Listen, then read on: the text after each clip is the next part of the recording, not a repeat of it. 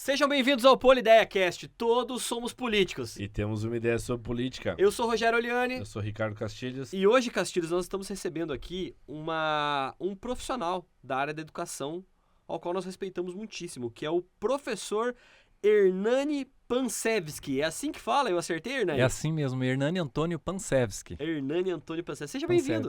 Obrigado pelo convite, né? Estamos aí para esclarecimentos, né? Aí colocar o nosso nome aí à disposição da turma aí para uma avaliação, né? Bom, para quem não sabe, normalmente a gente fala com o nosso entrevistado para contar a história aqui. E é exatamente isso que a gente gostaria de saber, porque o professor Hernani deve ser muito conhecido com os alunos dele. Quantos alunos tem hoje, Hernani? Você tem uma conta mais ou menos de cabeça aí? Eu trabalho na Escola Maria Fani, lá é próximo de... Passa um pouquinho de 300 alunos. Então tem 300 alunos aí lá e familiares que devem te conhecer lá naquela Sim. região. Mas Cascavel inteira gostaria de te conhecer, ou talvez você gostaria de conhecer todo mundo. Sim, esse engajamento, né? É importante a gente conhecer, ter conhecimentos mais amplos, né? Do povo, assim. E eu, como atuo na área da educação, eu vejo muitos anseios, assim, da população, né? E é importante a gente sempre tentar expandir mais os conhecimentos da gente, ter mais conhecimentos com o pessoal, né? E o que eu queria a gente iniciar é você contando um pouco da tua história. Como é que você chegou a ir para essa área da educação?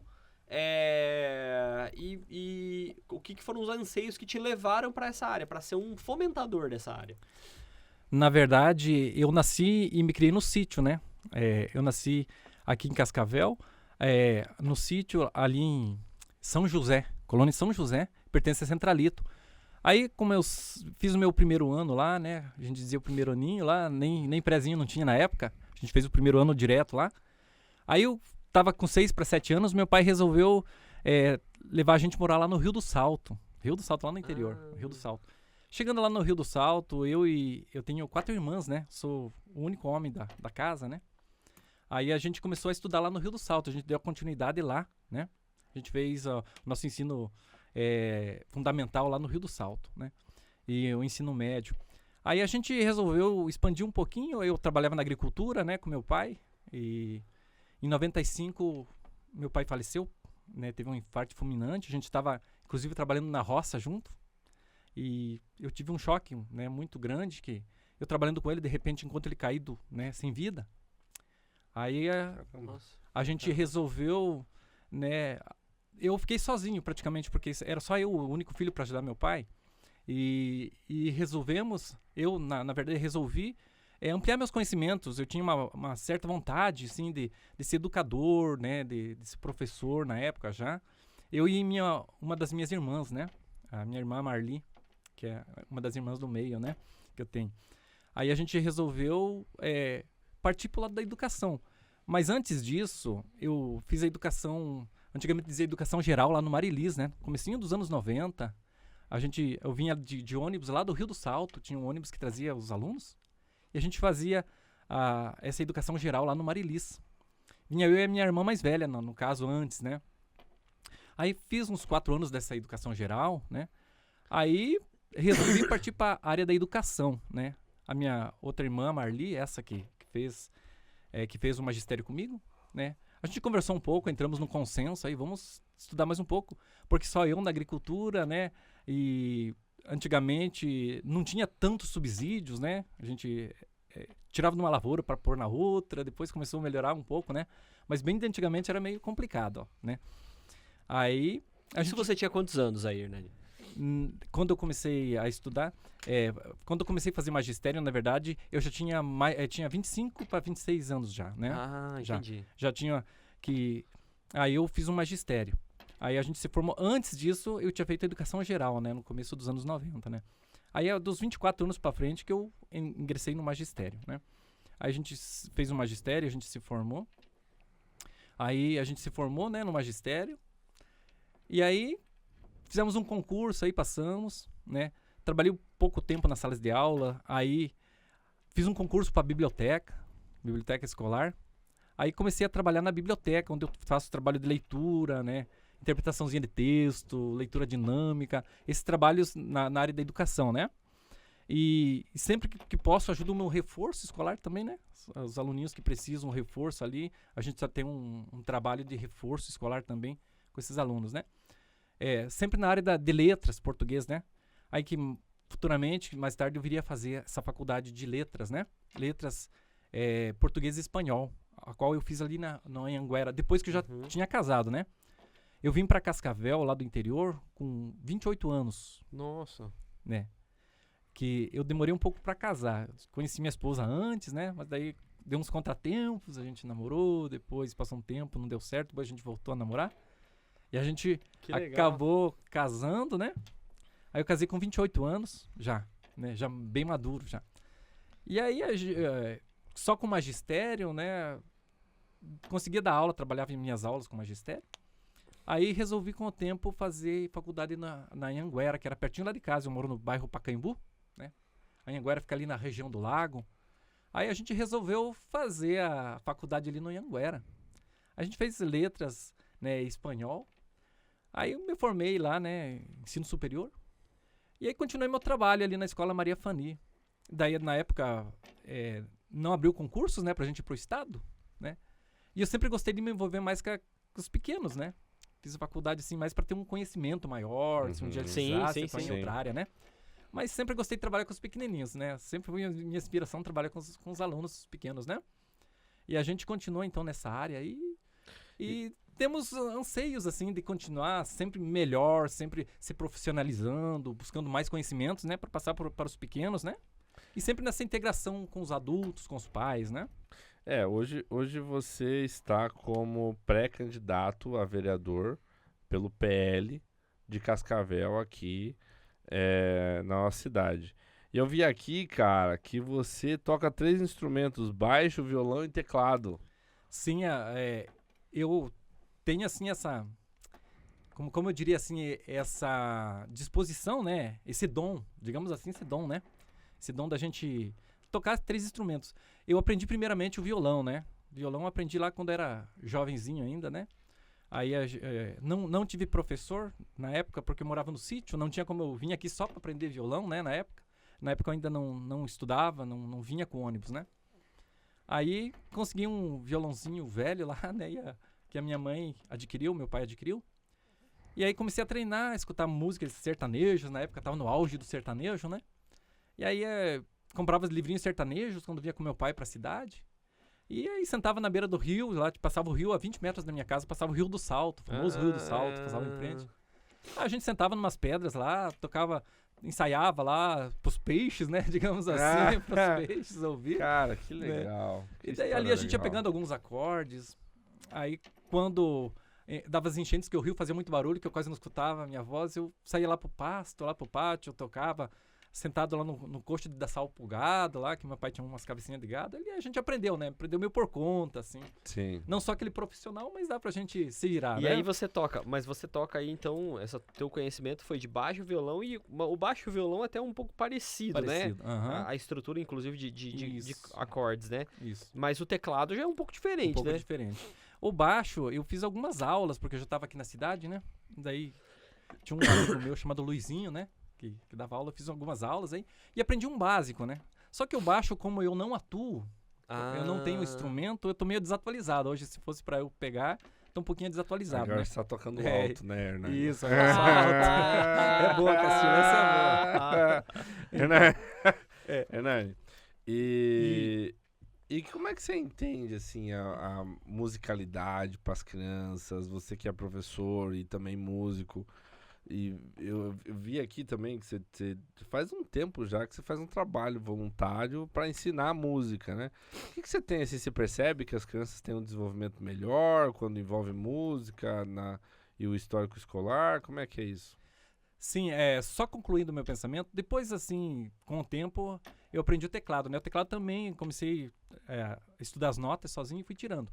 Agora, só falando a sua pergunta, né? Respondendo a sua pergunta, Castilho, é muito importante. A educação musical, ela desperta o interesse também pela aprendizagem. Assim, não parece, mas a pessoa que toca um instrumento, ela tem uma capacidade de aprendizagem melhorada, né? Não vou dizer que melhor, mas melhorada, assim, né?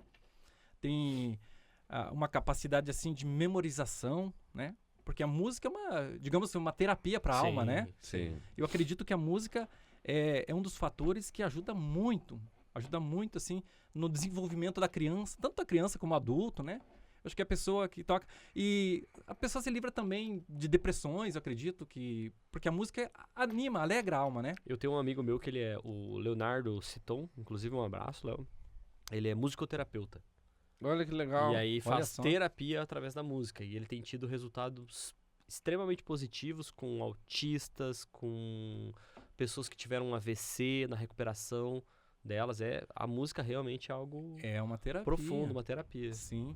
E eu fiz um trabalhinho lá no Rio do Salto, tinha alguns alunos na época, né? Na época eu sabia o básico do violão, ó, assim, até alguns conseguiram aprender comigo, outros, né, viram que talvez não era o dom, desistiram, mas a gente se empenhava, ia até nas casas, trabalha com quem tinha vontade, muitas vezes eu ia na casa trabalhar com os coleguinhas, né? Tinha um colega meu de música, o Zezinho, lá do Rio do Salto, um grande abraço pro Zezinho, né? Se ele puder assistir esse podcast, parceiro, eu fico contente, né? O Zezinho, um grande amigo meu. Que bom, né? que bom. Então o Zezinho era um colega de música, a gente tocava já na época lá, a gente tocava na Rádio Colmeia, de vez em quando tinha a roda de violeiros, né? Eu e Que o Zezinho legal. participava da roda de violeiros, né? Então era um colega meu de música, né? A gente se entrosava bem na música, né? Então, então passou o tempo, né? Eu vim pra cá, né? Me envolvi sempre com essa educação musical também, né? Com essa educação musical. E hoje eu comecei um projetinho ali no bairro Pacaembu, né? Com alguns alunos que têm interesse de aprender violão, né? Só que daí entrou as férias escolares, entrou as férias da catequese, como eles fazem catequese, né? Então a gente deu aquela paradinha. Eu praticamente trabalhei uma aula só com eles, né? Mas agora a gente pretende retornar, ver se eles querem continuar esse trabalho, esse projeto, né? Sim, Pra gente muito continuar, legal. né? Assim, trabalhar e fazer esse projetinho voluntário, né? Assim, a gente se doar, já que a gente tem esse dom, né? A gente se doar, Sim. né? E faz diferença na vida das Faz crianças, diferença, né? faz diferença. E aqui você também tem uma atividade bastante intensa na própria igreja, né? Ali na Capela do São Cristóvão. Como é que é esse envolvimento com a igreja? O que você faz lá? Conta um pouquinho pra gente. Pois é, a gente é católico, né? Bastante católico, assim. A gente trabalha, é bastante envolvido na comunidade, né? Eu e a minha esposa, nós somos ministros, né? Nós somos ministros da Eucaristia, né? Que a gente ajuda a distribuir a Eucaristia, né? O padre dá aquela licença pra gente distribuir nas missas, né? Assim, quando tem as pessoas doentes, assim, que são católicas, que querem receber a Eucaristia, né? A gente pode estar levando pro doente, né? Depois que o padre faz uma confissão, a gente pode estar levando, né? A Eucaristia. A gente atende desse lado, né? Esse lado espiritual às pessoas, né? Eu tenho um ministério de música também, né? Na igreja. A gente tem um ministério de música, onde nós temos um gaiteiro, daí tem eu que toco violão. Que legal. Né? Temos um rapaz que faz, né, percussão, né? De vez em quando ele não pode ir porque ele auxilia não só meu grupo, como outros Mas grupos, a missa né? deve ficar muito diferente com a percussão e uma gaita, hein? Nossa, fica boa, fica bonita. Os padres geralmente gostam, né? Porque fica animado, né? O rito fica animado, né? Então a gente tem a percussão, aí tem outro colega meu que ajuda a tocar violão, de vez em quando ele faz uma base, né? Faz um solinho diferente, né? Alguns Que cantos. legal. A gente consegue fazer uma dinâmica legal, né? Pra evangelização. A evangelização através da música, que também é isso interessante, é né? A gente ótimo. evangeliza através da música também, né? E a gente é envolvido, né, na evangelização, digamos assim, musical também, né? Show. Entendi. E- O Hernani, eu queria... a gente tá falando bastante sobre esse projeto que você tem, tanto na parte, e a gente percebe que você respira essa questão da educação. Tudo aquilo que você faz, que é um talento seu, vamos dizer assim, na parte tanto da leitura, quanto do magistério, quanto daquilo que você estudou, evidentemente, se preparou, como tocar o instrumento, você sempre tá buscando ensinar e criar projetos para que faça esse tipo de coisa. Como é que você enxerga hoje a educação em Cascavel e quais são os... É evidente que eu também não quero te colocar numa saia justa com relação à situação, né? Você tem um pré-candidato a prefeito que é do mesmo partido que o seu, que é o Renato Silva, que é da situação do governo atual, mas eu sempre digo aqui o seguinte, o Paranhos tem uma avaliação muito positiva, mas o próprio Paranhos já disse que não significa que não tem coisa para fazer em Cascavel. Tem muita coisa ainda para fazer em Cascavel. E aí existe um projeto tanto pessoal dele de ter uma continuação. E aí eu queria saber de você, o que é que você, o professor Hernani, enxerga como as melhorias que precisaria ter na nossa educação?